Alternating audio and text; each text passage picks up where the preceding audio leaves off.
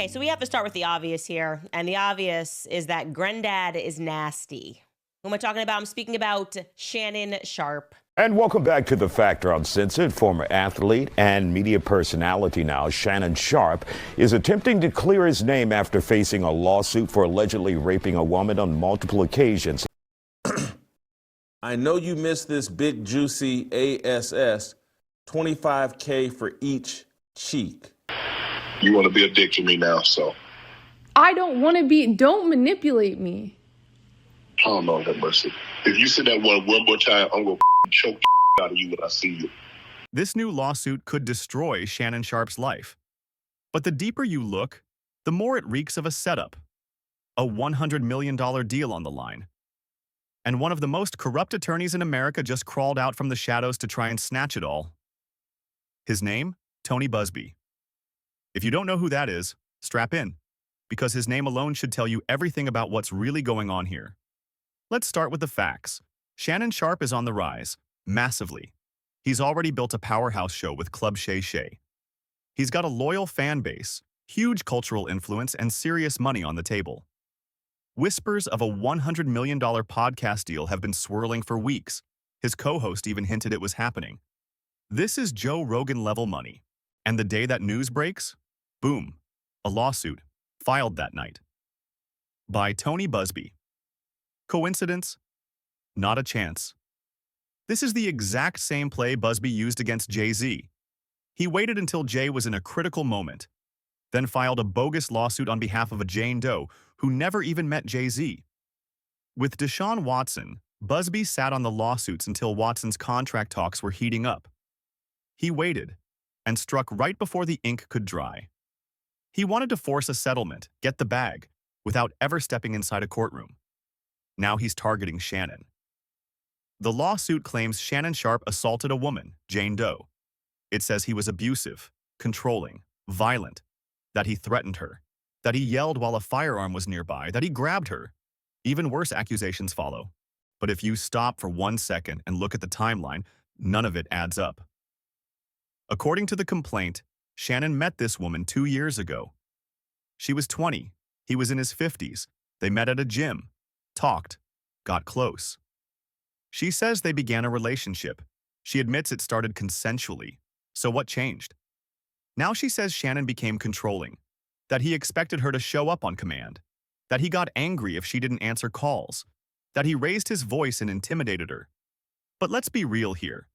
What millionaire ex-NFL star doesn't expect loyalty in return for giving someone access to his lifestyle?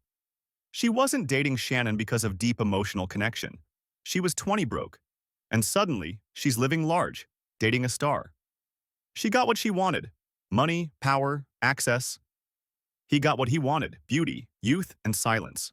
That's the deal, a transactional one. And now she's trying to act like she didn't know what she signed up for. But it gets worse. She claims he yelled at her while a firearm was in the room, that she felt threatened by that. Let's pause. The firearm wasn't pointed at her. It wasn't touched. It wasn't mentioned. It was just in the room.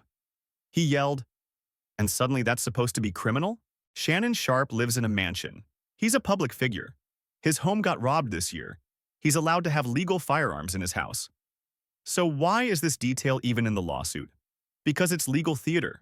They're planting emotional triggers in the minds of a jury, hoping people connect dots that don't exist. It's not illegal to yell. It's not illegal to own a firearm. But together, it sounds scary. That's the trick. And Tony Buzbee knows it. But let's dig deeper. Jane Doe says there was a time she tried to secretly share her location with friends, just in case. She claims Shannon saw her doing it and warned her not to. Allegedly, he grabbed her and said, "If you ever do that again, I will blank you." Sounds dramatic, right? But think about this. Shannon is a high-value man. He's famous, rich, a known target. He's already been robbed once. Now imagine your girl, who you're in an argument with, starts secretly sharing your location to someone else. That's not a safety measure. That's a security threat. Shannon reacts. Maybe he gets heated. But who wouldn't? This isn't abuse. This is self-preservation. And here's where things really start to fall apart. Jane Doe says Shannon assaulted her twice. once in October 2024, once in January 2025. And don't forget, Tony Buzbee is attached to this, a man with a proven track record of filing shady lawsuits against celebrities at the perfect moment, when they're most vulnerable, when they're about to make serious money. Why? Because a lawsuit doesn't have to be true to be effective. It just has to be loud enough to scare the sponsors. It has to be ugly enough to pause the contracts. And it has to be public enough to apply pressure. That's what Buzbee does. And this case is following his blueprint step by step. There's also another layer here most people are missing. Some are saying this lawsuit could be revenge. Revenge for Shannon's alleged role in the Fox Sports scandal. You remember that? The lawsuit against Skip Bayless and Fox? People say Shannon was tight with the stylist who filed it, that they met up right before the case dropped, that maybe, just maybe, Shannon helped fund it. If that's true, then what if this lawsuit is payback? What if someone's trying to bury Shannon's career the same way he buried theirs? Because let's be honest, without hard evidence, this case won't go far.